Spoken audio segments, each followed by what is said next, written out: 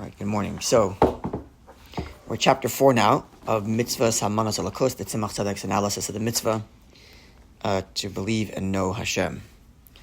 So, really, in some way, we're getting really now to the meat of it. In case we thought we were deep, it's about to get much deeper. So, Rachel wants to be called in, I just remembered. Yeah, okay. You can call her on WhatsApp, I guess. Yeah? Okay, so let's bring ourselves up to speed to know where we are and then know where we're going. So we've been looking at Rambam's understanding versus Maharal's understanding, and we've been using their views as kind of the voices of infinite nondescript God versus God the knower. So Rambam described God as the knower, the ultimate consciousness, which he explained at length is that which is absolutely one with itself from all directions. It's not like our knowledge, which is a composite, me, the information, and the mind by which I acquire that information, where it's three different entities. For Rambam, it's all one. But nonetheless, it's still a consciousness, a conscious being. It's an intellectual being. Whereas Maharal said, nope, you cannot use any language. Any language is limiting. God is absolutely infinite. And because he's infinite, therefore he has all these things. But none of these things actually define him because he's beyond all description whatsoever. Even the description of God is one with his intelligence. Okay? So now we're going to dig deeper into these two views, specifically the second view, starting with the second view, the Maharal, which is where we ended off, describing God as beyond all definition. We're going to dig into that, which will bring us to the other view, Rambam, which is that God has these descriptors of being an intelligent being. And that's how we're going to help bridge the gap between the infinite and the finite. This is where we're going. Yeah? All right. So some of it we already got a hint of when we learned our Tanya, but here's going to be much more elaborate. So on the bottom of the first page, I'm going to read the Hebrew. Of course, you're welcome to follow in the English. However, Lefizeh, based on the above, based on Maharal's view, which we accepted to be true, that God is beyond all description. Tzarech Lavin, the following requires explanation. Specifically, all the various different descriptions of God that we find in Torah. Kind, wise, strong, jealous, angry, all these various different descriptions, which Torah assigns to God. How can we understand them if we're taking Maharal's premise that God is beyond all definition? Likewise, our sages also ascribed all various different descriptors to God. So how do we understand those if God is beyond all definition? To address this difficulty, to address this problem, Omar Hagoyin Haniskar, the sage mentioned above, explains, the Maharal, and this is quote from him. Quote, from the fact that God is of no description, Pashut meaning simple, but simple in the sense that it has no description. So see all the text, Ad Kamoshi is Bar, all the text we quoted above. Now he continues, because he doesn't want to re-quote what he quoted, right? But essentially it's what we said before, that God is beyond all descriptors, and because he's not beyond all descriptors, therefore he lacks for nothing. Namely, continuing to quote Maharal, considering that he is not defined in any specific way, this too cannot be true because that itself is a definition. What he's basically saying is, and we kind of alluded to earlier, that in previous classes, that in the same way you cannot define God in Maharal's view by what he is, you also cannot define God by not being able to have something. That's also a definition. To say that God cannot be kind or God cannot be wise is also a description. It's also a limitation. So the same logic that we say God is beyond description, so we cannot call him wise or kind definitively, we also cannot say he lacks for kind and wise, etc., because that would also be a description and limitation. And therefore his having kindness and wisdom and all these descriptors are not description of him, but they describe what he doesn't lack for. But not that they definitively describe him. They just describe what he's not missing. Because by definition he isn't missing anything, considering that it's beyond definition. Following that? Okay. Right, but when we say God is kind, we're not saying God, you don't lack for kindness. We say God, you are kind. Okay, that's right. So we're still not done yet, because you're right. if we're looking at our prayers and we say, God, thank you for being so kind, if we just stopped here, that would be, God, thank you for not lacking kindness in your reality that therefore allowed us to have some kindness, which is kind of convoluted language, right? Because we're not describing him, right? So we still haven't had any real relationship with him because he's beyond, essentially. So we're not done, and we're going to get to that. Yeah. Okay, V'dover Zer Bara, top of the second page there. This is clear. Okay, he lacks for nothing. And therefore, now here is how he's going to give us more language to understand what this means, that God doesn't lack for anything, and how at the same time it doesn't define him. Namely, God knows everything through his wisdom, and affects everything or does everything through his power. What's he doing in that little line? What he's doing is he's telling us that there's a big difference between the scriptures in the human experience versus the scriptures in the godly experience. The scriptures in the human experience definitively define the person himself that we're talking about. So if you define someone as a kind person, you mean that this person, their whole personality is defined by their kindness. Or their whole personality, kindness makes up a huge chunk of their personality, or their intelligence, and so on and so forth. Again, because we're a composite. We're a composite of all our different character traits, including our kindness and our wisdom. At the same time, you would not say of a person that he is a drinker of water. It's an action the person does, certainly, but it's not a definitive thing about the person. It's something they do. So when we describe things that a person does, we accept that it doesn't define them, but then there are things that do define them, because not things they do, it's characters they possess. They possess the character of kindness, of wisdom, and intelligence, so on and so forth. So when I possess these characters, that defines me. When I do an action, that doesn't define me. So says Maharal, as we're going to see in a moment, but this is what he's saying now in this line, by describing how he knows through wisdom, in the same way he acts through his power, his strength. Meaning to say, God's being kind is not a descriptor of him, but a descriptor of an action he takes. God's being wise is not a description of him, but it's a description of an action he takes. He takes the action of knowing. He takes the action of kindness, but not that they describe him. In the same way, I take the action of drinking water, but it doesn't define me as I'm a drinker of water. Right? Whereas for me, that only is true of activity, not of character traits. Of character traits, those define me. But when it comes to God, even the character traits are just activities that he engages in. So he engages in the knowledge of creation through intelligence, but not that intelligence is him. Okay? So we're going to get more language for this notion, but this is the basic premise of the idea. So let's see. This is still Maharal speaking here. There's no difference between the comprehension that he comprehends all that exists, because understanding, comprehension is itself an activity for him. And therefore it will come in the active sense, active verb. The verse will say, and God knew, rather than God is a knower. Right? In fact, we say in davening, in high holidays for sure we say this, but I think there's other places where we say this. We describe God as the knower of all, rather than he knows everything. He knows everything would mean he's actively engaged in acquiring lots of information. Whereas the knower of all implies it's just a passive activity that exists through this thing called knowledge. Because he's not defined by that knowledge, as the way I would be defined by that knowledge, if I were to go actively engage and learn new information. Yeah? As we'll explain more. In the same way the verse uses the language, and God knew, the same way it would say, Vaydaber Elokim, God spoke. So God taking the activity of speaking doesn't define him, neither does the taking the activity of knowing. And therefore we can say that the knowledge is not his essence.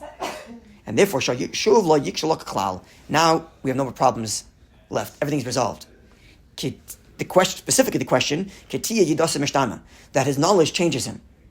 And therefore his essence will change. In the same way I would. Because I'm defined by my intelligence. And therefore when I know something, I have changed in some way. Because I've acquired new information. Right? And we cannot say that of God.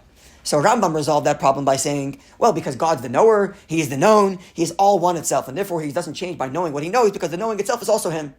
That was Rambam's solution. But that Maharal rejected, because that gives good definition to God as a knower. Maral's solution to the problem is, well, yeah, God knows everything, but his knowing is an activity. It's not the definition of him. And therefore, the same way I don't change by drinking a glass of water, God doesn't change by knowing things, because it's just an activity. It's not a definition of him himself. So a different solution to the same problem. You clear on this? Maral's solution to the problem is maintaining God's transcendence by saying he's not defined by any of these activities, they're just activities he's engaged in. Whereas Rambam solved the problem by saying God is engaged in knowledge, but he's one with it in such a way that doesn't ruin his oneness. So two different ways of solving the same problem. See? I do. It's just still interesting how God is engaged in activity. Like, that's still giving him... Okay, someone says he's going to push that in a minute. But first, let's see how he says it. But you're right. And someone says he's going to push back a little bit on that idea. Because even engaging in activity is some form of movement. Right. Like, so we're going to have to get better. We're going to get better language. But yes, you are correct. And that's going to be elaborated on. That nuance. Okay, so therefore, Shuv lo yikshalach, you now don't have the difficulty, the question, that by his knowledge changing, because he knows new information, and therefore his essence will change. We no longer have that problem. Because his essence is not informational. His essence is not consciousness, it's not knowledge. He is just merely described as that which knows all by dint of an activity, but not because he himself is knowledge. And this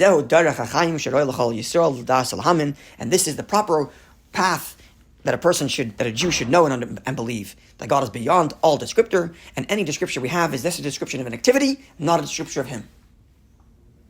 Ad kan lashonei, end quote from Maharal. Continues the Tzemach Tzedek, and it's going to give us now more language really to address your question, which is that at the end of the day there is some movement. There's movement. Even if, let's just say, drinking water doesn't change me, but I went through the motions of drinking. I moved my hand, exerted some effort, brought the cup to my mouth, swallowed. That's activity. And I am engaged in that activity.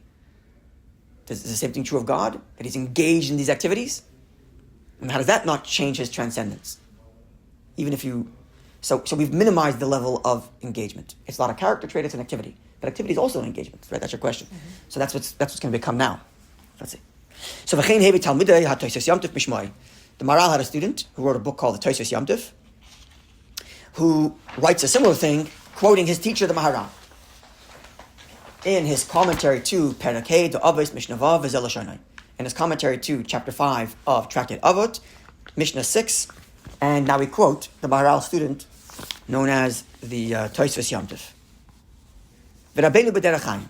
Our master, our teacher, the Maharal, in his book called Derech Chaim, and he's quoting his teacher, Hifli Eitza Higdal Tashia. He brought about a wondrous solution and raised up great salvation. Lahasar Zu Hashayla, to resolve this great question. Ratzalaymar, the Tzemach Tzedek explains which question is referring to. Ratzalaymar meaning, Inyan Shinei Ratzalamayla, the question of God's changing his will. Sha'af Lekein, Ein Shinei Batzmusech HaShalom, and yet his change in will doesn't change his essence. God wanted something, he didn't want something, he's angry, now he's happy. All that change that Torah describes, how to solve that problem and square that away with the fact that God's transcendent and unchanging. So Amar, our teacher, our master, explains, says the Tosfos Yom Tov, referring to his teacher, the Maharal, hakol mif aloisav. His knowledge and his activity, his potential, it's all just actions, rather than describing his character. As the verse reads, and God knew. Hu lashon pula, this is in the active verb. It's a doing called knowing. And just as any other action doesn't require a change in him, so too does his knowledge not require a change in him. And his activity doesn't make it multiplicity. Multiple actions, but not multiple God. Not even multiplicity within God. So kachkam elu, same thing is true of God, of his knowledge. Top the next page. The nisbech bazeh b'chachmas HaKabbalah, and he, the Maharal, relied on Kabbalistic knowledge to explain this. Ayin Shom, see there, Ad Kan Lashonai, end quote from the Tosfos Yom Tov, quoting the Maharal. Okay, so now we have their words. Now let's get to the Tzemach Tzedek's explanation to really unpack this. What does this mean that God engages in the activity of knowing, or the activity of being kind, or any of these activities that don't describe his character, and yet it's him doing them unchanged? I feel like it has to be separate from him for it to not be part of him. Like for it not to define him, it has to actually be separated. Very, very good. And it's almost like going to ask exactly that question. If he's doing an activity, and we're saying the activity doesn't define him, then the activity has to be separate from him. So is God knowing something that's outside of him? Now there's a big problem too. It adds an additional question, which is there other separate? exactly? Where is this? Is there otherness, and how does otherness arrive? Yeah. Exactly, great question. That's exactly what the Tzemach Tzedek is now going to address, which is really the same question that you're asking. Because if it's an activity that he's engaged in, then that implies something there in which he is changing. Even if it's not a character that defines him. Doesn't matter, you're still engaging in some realm of existence for which you're changed in that activity, in that otherness. And how do we deal with that? Right? So it's like this endless problem. If you remove God from everything, okay, so then what's everything else? If you engage in if you bring God into everything, okay, then what's this God? He's defined by all these things. It's the endless problem. Yeah? The endless dance. Okay, so let's see. Be'er Divrayim. Here's the explanation to understand their words, both the Maharal and the student, the Tosfos Yom Tov. Kihem, that they, Maharal, Cholkim al Rambam v'siyaitoi, they differ from Rambam's view and those who follow Rambam's position. The Mashakosav, with regard to that which Rambam wrote, Shayidiyah he'etz musay, that the very knowledge itself is one with God's essence.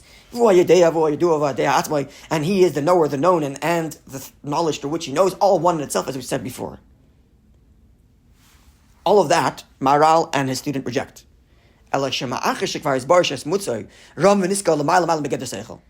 Considering, as Maharal posits, that God is beyond all definition whatsoever, including the very notion of intelligence or consciousness. Rather, he is a simple, uncomplex, non-defined being. Therefore, la yugda b'shum davar cannot be defined by any definition whatsoever. In Cain, if so, the fact that God knows his own self is not to be considered the way we know things. Because we know things that are derived from otherness, from engagement, through our faculty and characteristic of knowledge.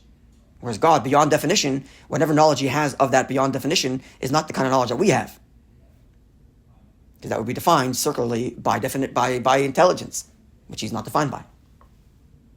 Right? And therefore, it's far loftier than anything we can possibly imagine, as explained above. Therefore, it's not appropriate, it's not right. You don't even have to describe God as that he's the knower and the known. In other words, Rambam wants to solve God's oneness problem by saying that God's one with his absolute knowledge. But because Maharal rejected the whole notion and said God's beyond all definition, there's no reason to even say that he's one with his knowledge, because his oneness is transcendent to the whole notion of knowledge. Rambam, which defined God as knowledge, as consciousness, so in order to maintain God's oneness, is to say he's one with his consciousness. But if we're rejecting the notion of God being a conscience, then we don't have to engage in this loop of God being one with his consciousness, because he's beyond consciousness, period. So his oneness is pure and maintained because there is no consciousness. It's beyond. So you don't have to go through the loop of God saying God's one with his knowledge from this perspective. Right? And therefore, that which God knows, those things that he has created, of this you can say he knows. But that knowledge, again, is not defined, doesn't define him. HaKadosh Baruch Hu, because this is the way God chose to engage, to know his creations through the notion of knowledge. In the same way he creates through the power of creation, and he is kind through the power of kindness. Without defining him, his knowledge of creation is also just an activity through which he decided to know their knowledge, to know them. Right? We're following? I know I'm repeating myself, I hope to make sure we're following. Okay. So we're just taking the Maharal's opinion. So far. We're not talking about We're going to explain. That's right. We're going to explain the Maharal and then challenge it, and then resolve it, and then introduce Rambam. Okay. Now that the Tzemach Tzedek adds now a layer of detail, which was not clear from the Maharal itself, but is very necessary. Named like this: Uvidiyazu, it's through God's knowledge of them, yechayehu v'skaimu. They are given life. Existence is given life and given existence. What Tzemach Tzedek's adding is like this. It's not only that we exist, and then God says, okay, I need to know them. Okay, so let's create something called knowledge, and know them through this tool called knowledge. That would put creation before his knowledge of them. That can't be the case. So it's the reverse. It's God's decision to have a tool called knowledge and then know creation that makes creation exist. Because he decides to know them. Now they exist. So it's the reverse. It's his knowledge, it's his choice to engage in a tool called knowledge that then gives them a value of being known. Were it not for his tool of knowledge, then they wouldn't have any value to be known. By what value measure would they be known if God didn't create knowledge through which he knows them? They don't have any inherent value that's now worthy of being known. But Hashem wanted to create the world. I think the end goal was the world transformed, the tikkun of the world. That was the end goal, and then everything manifested from there. Right, so using that logic then... Decided to just create knowledge, and then haphazardly a world happened. No, not haphazardly, but following that logic, where you put objective before creation, then that means the objective and the description of that objective is the reason for their creation. So if the end goal is that creation should know God, then work backwards. Okay, let's create knowledge to which creation will exist, so then they can know me. So it's their knowledge again that brings them into being. Say it again. If you put objective first, so what do I want out of this? And then we go backward and create to match that result, then their existence is not led to the conclusion, it's created by the conclusion. Right? Which means, so if God says I want creation that's going to know me, then okay, we'll make something called knowledge, know them, and then they can know me. So again, they're created by the knowledge, they're created by God's knowledge of them, not the reverse. Not like they're created, and then it's like, oh my gosh, I'm stuck, what do I do now? How do I know them? Okay, let me make knowledge to know them. It's the reverse. Because I want to know them, therefore I'm going to create knowledge, make them, and now they're known. So it all starts in God's decision. And therefore, his knowledge, God's knowledge of creation doesn't come after creation exists, but is the reason for creation's existence. And their reason to be known is because his decision to have knowledge to know them. If he doesn't have a decision to know them, then they're not known by anything. Right? Because there's no knowledge that exists somewhere out there that God's going to borrow to go and find out creation. The knowledge all exists within him. So if known is going to be a factor, it's going to be because he created it. And therefore, then, because he created knowledge, now there's something called being known. And now they're known and live and exist. Follow? Okay, we're going to get more language for this. Right? So again, through this knowledge of them, they now live and are in existence. So that they, creation, becomes a knowable item or a knowledgeable item that is limited and defined by the experience of knowledge. So he creates a tool called knowledge, uses the tool called knowledge to create, and now creation has knowledge. Right? Same thing with kindness or anything else. If any attribute is going to exist in the world, it's not because the attribute emerged from creation after God created it. If any attribute exists in creation, it's because God created the attribute and then projected it into creation. So the attribute the tool that he uses by which to interact with creation is going to precede creation. So his knowledge of creation is going to precede creation, and through that knowledge they're created with knowledgeable beings, as known beings. Right? And therefore, to follow that same logic, Masha'en Kain, by contrast, if they were created from God's non-defined energy, light, simple light, the non-defined energy, that's how he created. So he went straight from non-defined God to creation, without creating tools called wisdom, wisdom, intelligence, kindness, and so on. So then what would the creation be? They would reflect the energy that created them, which would be non-defined and infinite. Right? They too would be undefined and unlimited. And then therefore they too would be beyond consciousness.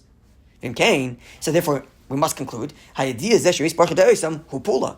the knowledge God has of them is an effect by which he makes them known. Right? So anything that exists in creation God first has to create the tool, use the tool, and then project that into creation. So create this thing called knowledge, and then he uses knowledge to project it into creation. Now he knows them, and we know him to whatever degree we know him. Right? But if God were just to project his very essential self into creation without any tools first, then we would be a reflection of what created us, which is infinite being. So the problem here is using create a tool. That's again, it's still creation. Okay, it's right. You're right. So the question hasn't been solved yet. Okay. The question has not been solved yet. But now we're getting better language to this idea that knowledge is a tool. So how is knowledge a tool? For us, knowledge is a tool, yes, but consciousness is the tools we use to exist define us, right? So it's hard for us to imagine what this means, that God has tools he uses to create, but they don't define him. But now we have better language for that now, because we understand that he's beyond definition. If world has definition, so he first created definition and projected definition to creation. So whatever definitions we find in this world, consciousness, kindness, strength, any definitions we find in this world, were first created as divine tools that are then projected into creation to make all these definitions that exist here. So at least now we understand how consciousness that God uses is not his, it's a tool. At least we have that down pat, even though you're right, we still haven't solved the issue that this is an activity. Yeah. Okay, we clear so far? All right, so let's, yeah? It's going to give more and more nuance. This is like, it's going to keep on building. All right, so you can see in the big, bold letters here, it says Madura Kama. Madura Kama means first rendition. Now, the Tzemach Tzedek wrote this work twice. So there's a first rendition and a second rendition. So we're like going to be teetering back and forth between the first and second rendition. And one of the changes is at which point part 4 and 5 begin. So we're going to see in the middle, part 5 is going to begin of second rendition, but then we're going to introduce first rendition, which fits there. So we're kind of just going to keep on reading as if it's one long text, but it's not really. It's actually two different texts that complement each other because they're written in two different times, first rendition and second rendition. So now we're looking at first rendition. So Kalemar meaning to say, again, we're going to have more language to this notion that his consciousness is a tool rather than a definition.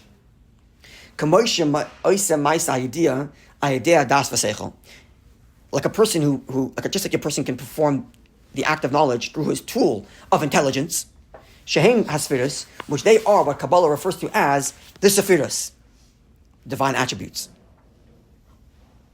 Vehem rak etzloi k'moy kliyim nasai, and therefore they are to him they are like just a craftsman's tools. That a craftsman uses to do whatever he has to get done. The tool is not comparable nor defined the person using it. Even the welder. He isn't a welding machine. He uses a welding machine to weld, but he's not a welding machine. Right? So so too it's true of divine knowledge and divine intelligence. It's just one of the 10 attributes. Now we're introducing this notion called Haim Kalim. They are what we call vessels. Does everybody agree that the spheres are Kalim? Okay. No, it's a dispute, and he's going to introduce that dispute soon. Okay. But right now, you're very perceptive. Right now, we're defining the spheres as Kalim. What makes a sphera is the Kali. Here's the Kali, the vessel of wisdom. Here's the vessel of kindness. Here's the vessel of strength, and so on and so forth. That's what makes one thing distinct from the other. Right? But it's not light. I feel like the spheres are light, but just a contracted. We're going to get there.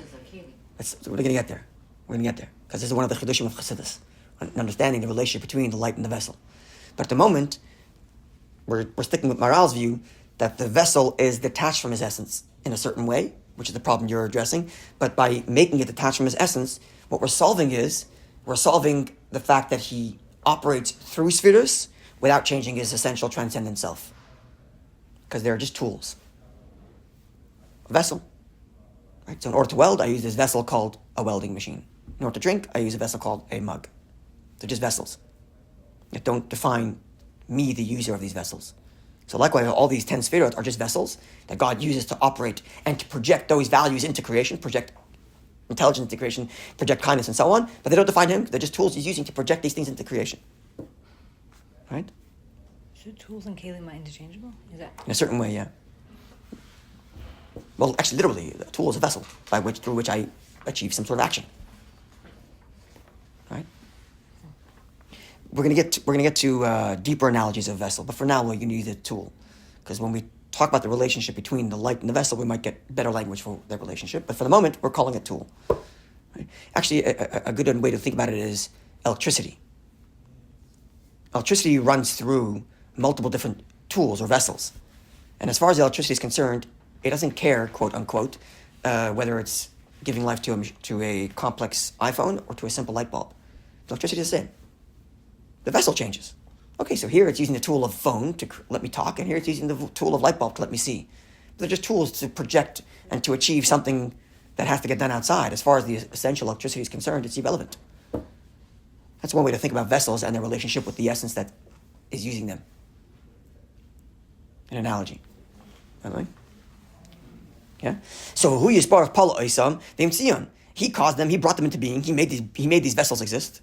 Today, so that shayadam yeshbi ben Ephraim, so that through these vessels it can then project these ideas into creation. By knowing creation, now this creation exists out of nothingness. Just as one singular God can have multiple activities, creating multiple different entities that exist. So too, he causes the existence of intelligence and consciousness to exist and be projected into creation. Elo, with the one exception, there's something unique about the 10 spheres beyond the rest of creation, because they are his tools, whereas creation are the result of the tools. So they have that value. That these are the tools, whereas everything else is the creation, created from the tools.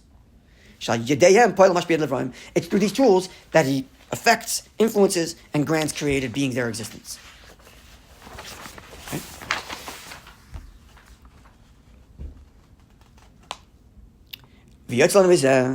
So what we can conclude from all of this is the multiple definitions or descriptions that we ascribe to God in prayer or in Torah do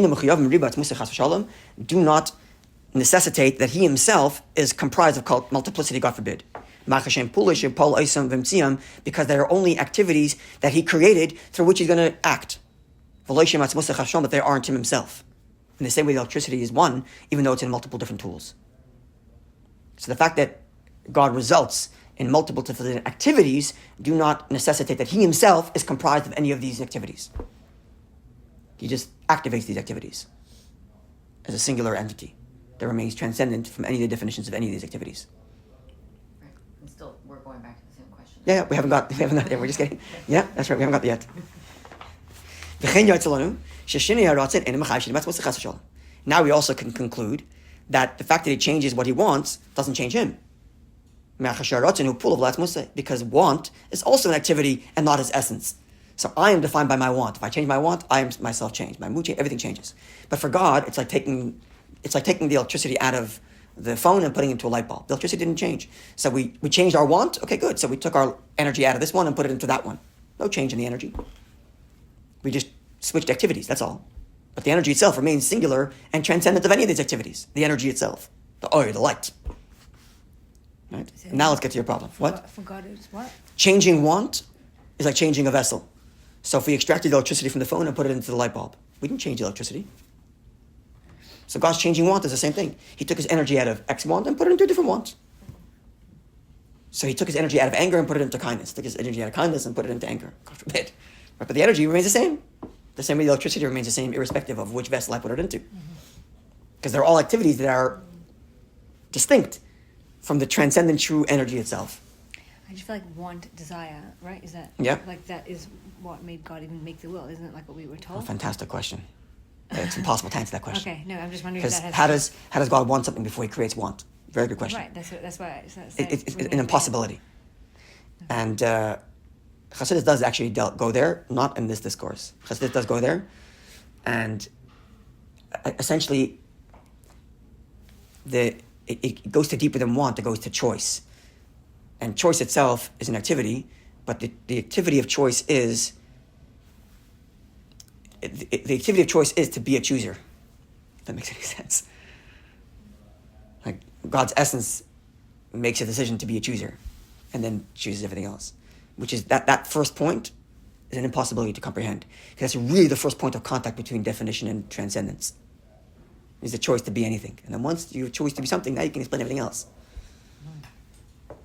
Right? But the first choice to be is the ultimate gap. It's actually connected to the Basi Lagani, which we learned a while back. I don't know if you remember this. We talked about the contractions before the original contraction, whatever. It's related to that subject. But yeah, not an easy circle to square. Okay, so now we get to your question. Sorry? No, it still doesn't answer it. No, it doesn't answer the question. It doesn't answer. That's right. It's impossible. And it's gonna. The moment you squared it away, you're not talking about it anymore, because now you're talking about something that's been squared away, which is not the original thing, because the original thing cannot inherently be squared in any box whatsoever, of any kind. right? You can only grasp at the surface. We spoke about that last week, right? You keep on pushing the intelligence of the limitations of knowledge to the point that you have to say, okay, it's beyond that too. So if last week we just looked at one level of what we can know, which is this notion of intelligence, now we're looking at what you can know as a chooser. So we just climbed up the knowledge scale, but we still have to acknowledge that this is beyond that too. Right? Okay. Now let's get to your question. Now, this is so far the Tzemach Tzedek is just explaining their position, that God remains a transcendent, true existence that activates multiple different activities, none of which are to define him. They're just tools by which he affects whatever he wants to get done. Okay? Their words they translate the words here as explanation and indeed extended explanation. That translation loses the poetry in the statement. Lefanim means it requires inwardness, and it requires inward of the inwardness. You really got to go deep here to figure out what they're saying, right? Because if knowledge is a tool, through that tool he knows, if so, he knows something that's outside of him. Not just he knows something outside of him, he knows through a tool that's outside of him. That's the whole point. The electricity is distinct from the tool that it's enlivening, and that's why it doesn't matter. It doesn't change which tool it's in, because the tool is distinct from it. So there's something called knowledge that's distinct from God, and he's knowing now through this thing outside of him, something else that's outside of him. You cannot conclude that. Right? And that's the point you're making. And now, I don't know how much time we have, but we're going to start this, and we'll continue maybe next week, because this is really going to get to like the real meat of Kabbalah's introduction to this whole subject. Okay, the explanation of all of this. Nizbar Ba'arech is explained at length, the Pardes Meharamak, in a book called Pardes, written by someone called Ramak. Ramak stands for Meharamak, so Meh is the prefix. Haramak means the rabbi, Maharam Cordovero. Moshe Cordovero. Mem is Moshe and Kof is Cordovero. So Ramak, Moshe Cordovero, is the Arizal's teacher. And from their Cordovero's passing to the Arizal's passing, if I remember correctly, it's only 6 months. It's only 6 months when Arizal operates as an independent leader without his teacher around, and it's during that 6 months they teaches everything in this insane content dump, really. But his teacher's the Ramak, and he's much less ethereal than the Arizal in his language, and you can even read some of his books. They're not you can read them. They're available in English. I think what is it? A book called Pardes Ramonim. There's a book he wrote. If you search it up in English, I'm sure you'll find it, and it gives you an introduction to Kabbalah, and it's not super ethereal in his language. It's pretty concretized. Gedalia Fenster talks about this one, about the 13 attributes of mercy. Yeah, that's from him. Oh, that's right, that's a book. It's a book about the 13 attributes of mercy. Correct, that's what I'm thinking about, yes. That's what I'm thinking about, is his book on 13 attributes of mercy, yes. It's available in English. It's not, you can read it on your own. If you want to introduce Kabbalah, read that. Yeah. Okay, so this is the Ramak speaking now. So the explanation for this matter is found in Ramak, Shar Atzmus V'Kelim, Perek Daled, in the section called Atzmut V'Kelim, which means essence and vessels. That's the subject matter here, the essence of God, and the vessels, that is the tools by which he activates. Perek Daled, chapter 4. V'Sham Perek Aleph Beis Gimel. And there, in chapters 1, 2, and 3, before we get to chapter 4, we resolve this problem, Hevi Gamkin Beis Deis Bazeh. He brings two opinions on the matter, to your point. So two different opinions now he's going to bring with respect to how we define the Sfiros, which is what you mentioned earlier. Opinion 1. Das Rabbi Menachem Merakanti. Rabbi Menachem from Rakanti. I think Rakanti is a place in Italy. Am I wrong about that? Sounds like it. I think. Anyway. If you were to guess. Yeah. So Rabbi Menachem Rakanti, this is view number 1. Shash Sfiros, how do we define the Sfiros? Shem Chachma Bina Das, which is wisdom, understanding, knowledge, etc., etc. Hein Kalim, they are vessels. They're tools. That's how we define them. That's opinion 1. So opinion 1 is, using the model of electricity, what makes one thing distinct from the other is the vessel, not the light. The vessel, the phone, makes it distinct from the light bulb, but not the electricity that's in it. So let's imagine if God wanted to take the light that was in the vessel of kindness and put it into the light of the vessel of gevura of strength, it would be of no consequence. Like taking the electricity from the phone and putting it in the light bulb. Because the light themselves acquire no definition. The definition is only in the tool, in the vessel. That's Menachem Rakanti's view. The Das Rabbi David, but Rabbi David's view is Shehem Ha'atzmusai, that the spheres themselves are the very energy that's invested in the vessel, not the vessel itself. Which means the light that's in Chesed is distinct from the light that's in Gvura. How do we explain that? So based on everything we know till now, what would you say? How would you explain that? Contracted light. So whose language would we borrow from before to explain that? From earlier. Someone earlier who said something similar. Who would we use? Not Maral for sure, because Maral's believing God is transcendent. Rambam. Because Rambam is of the view that God's one with his knowledge. Okay, so he himself can be defined by the definitions of the vessel. We'll say he's one with it and so on and so forth. Right? So now we're getting closer to the line between Rambam and Maral. Light, vessel, which are activating each other. Clearly, even if you're of the view that the vessel is the definition and the light has no definition, but the light is certainly activating the vessel. Okay, so now we're adding another nuance that, well, actually, that definition can be transposed and unified with the light itself that's invested in the definition. Then you can't use that light for the other vessel. Then you couldn't use the light for the other vessel. That's completely different. Yes. Two different views. Is the light unchanged and it's just the vessel that makes the distinction, and that's what the sphere is? Or the light itself takes on the form of the sphere? So you're saying two views. So then how are they? They're two views. They're at odds with each other. At least as of right now. We're going to reconcile them soon. But as of right now, they're at odds. Two different views. Disputes. Yeah? And that's what Tzemach Tzedek now says. The Ked of Inyan Zeh, this idea is quite close, Lamashin is bar le'il, that which we said earlier, the distinction, bein das ha'omer shu yadeya, the opinion of those, Rambam's view, who says that God is the knower, the known, and so on and so forth, Shem Kedasa B'David, that would follow Rav David's view, who says that the spheres are themselves, the light themselves acquire the characteristics of the sphere. That would be like Rambam's view, who says that God takes on the form of intelligence. Even though he's absolutely one with his intelligence and doesn't ruin his oneness, etc. But he still takes on that definition. Like Rabbi David, who says that the light takes on the definitions of the vessel. Yeah? Ubein das agoin, whereas by contrast the words of the scholar, the Maharal, Kudas Rabbi Menachem, that would follow Rabbi Menachem's view, who says the definition is only the tools, the light remains transcendent of the tool, no definition to the light. Right? So let's see now.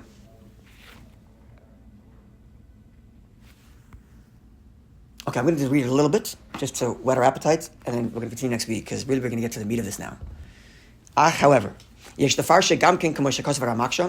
still square the Maharal's view with the Ramak's view, who follows Rabbi David, that the light themselves take on the definition of the vessels.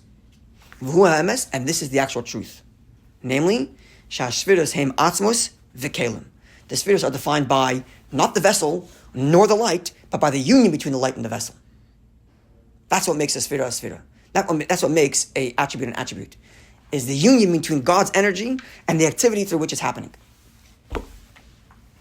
And this we'll have to unpack. What does that union look like? Because now we're coming closer to the bridge between the infinite and the finite. Because you brought it very, very, very close. Right? Because we're looking at energy animating activity being finite and energy being infinite. And now we're going to say, okay, so the union between those two, that's going to be the bridge between the infinite and the finite. Right? This is where we're going. Whereas Maharal and Rambam were trying to stay away from each other by saying either God's invested in the definition or he's not invested in the definition. And then Tzemach Tzedek is going to come along and say, well, actually, there's a meeting point. And that meeting point, that's the spheres. So when we say, God, you are kind, we actually mean you are kind. Because you are one with those vessels. Even though you're also transcendent. So there's also a keli that's kindness. There's like the or that's kindness and the keli that's kindness, right? Or the or and the keli coming together is what produces this notion called kindness. Oh, it's only the combination. Correct. Whereas the dispute earlier was, in other words, like this: we extract the electricity from the phone. The phone remains a phone, then the electricity remains electricity, because they're inherently two distinct elements that come together. And because they're inherently two distinct elements, when they come together, they still remain separate, even if one activates the other. But now that we're taking this new model, where the light and the vessel become one, separating them means they no longer have that definition. They no longer, their identity is gone, because their identity is in that union. I mean, it's impossible to imagine what that is, but yeah. Come back next week. Yeah, but yes, it is impossible to imagine. This is really the subject of Atzilus. That's the subject of the world of Atzilus, where there's a world, but it's God's world. So it's an infinite world, but it's also a world that has definition. How do we deal with that? So now, hopefully we're ringing some bells when we learned Tanya, where the same subject came up, but here, much more elaboration. What about how in each sphera there's the 10 spheros? You know how, like, you say there's chesed, but in chesed, there's all the 10 spheros within it. Like, there's chesed, you know? It's like it might be linked to what we're saying here. It might be linked. It might be linked, but yeah. then it's separate. Like, it's not what you're saying. That's like... Say again? Like, Malchus would probably be the vessel, but then it's like, okay, well, Malchus is separate. Okay, they're together, but they're still separated parts. Right, so Versus it's... what you're saying. Okay, I hear what you're saying. Actually one. Yeah. Okay, I hear what you're saying. And we kind of addressed it a little bit in Tanya, in the sense that Malchus is a vessel vis-a-vis creation. But vis-a-vis its relationship with God himself, it's absolutely one like all the other vessels. Okay. Which created the lower unity, right? Right? And it's because God's one with his projection, and therefore is one, so, which we're going to get to. That we will get to. All right, so we have our cliffhanger. We know where we are. Right? We have either you take the view that definition is only in the vessel, in the activity, and the actor remains undefined, or somehow the actor acquires the definitions of the activity. The light takes on the definitions of the vessel. That was the dichotomy. And now it's telling us that actually it's in the union of the two that you now have their truth. The union of the animator and the vessel, the actor and the activity. In that union, that's where you have the truth of the meeting point of God himself. The